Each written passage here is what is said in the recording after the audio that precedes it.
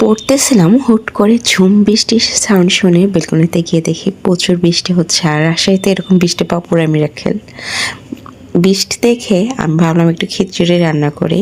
তারপর খিচুড়ি বসাই দিছি।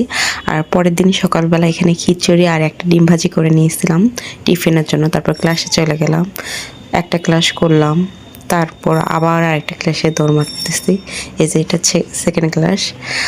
ক্লাস করে ক্ষুধা লেগে গেছে, তারপর একটা দোকানে যাচ্ছি খিচুড়ি খাওয়ার জন্য। আমি আর আমার ফ্রেন্ড গিয়েছিলাম, ও একটা মুরগি নিয়েছে, তো আমি ওর সাথে আমার খিচুড়ি শেয়ার করলো। অবশ্যই আমাকে ওর মুরগি থেকে একটু মুরগি মাংস দিল, তারপর খাইলাম মজা করে। তারপর আরেকটা ক্লাসে গেলাম, অলরেডি 11:30 বেজে গিয়েছে, অলমোস্ট 12টাই। তারপর ক্লাস শেষ করে এখানে একটা সিঙ্গারা খাচ্ছি। সিঙ্গারা খেয়ে লাইব্রেরিতে গেলাম, আরও 2টা ক্লাস আছে। আমি শুধু ঘড়ির দিক তাকাইছিলাম যে কখন টাইম চলে যাবে, আমি রুমে গিয়ে একটু ঘুমাতে পারবো। প্রচুর ঘুম পাচ্ছিলো। এরপর বাকি 2টা ক্লাস করে রুমের দিক চলে যাচ্ছি।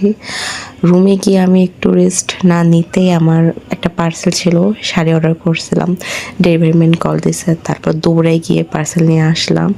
এসে আমি একদম এত টায়ার্ড ছিলাম, ঘুমাই গেছি। উঠে একটা ইসবগুল খাইলাম, খেয়ে তারপর বাদাম আর খেজুর খাইছি।